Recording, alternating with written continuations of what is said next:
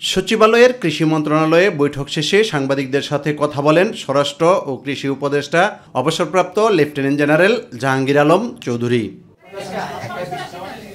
সাংবাদিকদের প্রশ্নের জবাবে তিনি বলেন ৬৪ জেলার মধ্যে পুলিশ সুপার পদে ১৮ জন বাদে বাকিদের লটারির মাধ্যমে দায়িত্ব পালনের সিদ্ধান্ত হয়েছে। যেইভাবে লটারি করার ওইভাবেই লটারি করেছি। এইটার ক্ষেত্রে আমরা ৩টা ক্রাইটেরিয়া নির্ধারণ করছি, A category, B category, C category. এটা করা হয়েছে জেলার আয়তনের বেসিস না, আমরা ওই আইন শৃঙ্খলা পরিস্থিতির উপর নির্ভর করে এবং ওই জেলাগুলি নির্ধারণ করে তারপর আমরা এসপিদেরও ওইরকম করছি কারে করে দিব।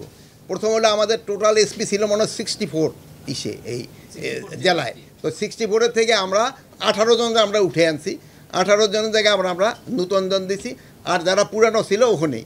তারপরে ওই লটারি করে যারটা যেই জেলায় যার কপাল আসছে ওই জেলা ছেয়ে পড়ছে। পেঁয়াজ সহ বিভিন্ন খাদ্যদ্রব্যের দাম সহনীয় পর্যায়ে রাখতে সরকার সচেষ্ট থাকবে বলে জানান কৃষি ও স্বরাষ্ট্র উপদেষ্টা।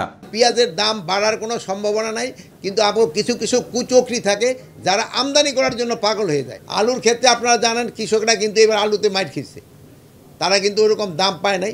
এখন কিছুটা দাম বাড়ছে, বাট তাও আমি বলবো যে আরও একটু বাড়া দরকার কৃষকের জন্য। আমনের ফলন খুবই ভালো হয়েছে, প্রায় 50% আমন ধান কিন্তু কাটা শেষ হয়ে গেছে এবং ডেইলি কিন্তু কাটতেছে, এটা বাড়তেছে।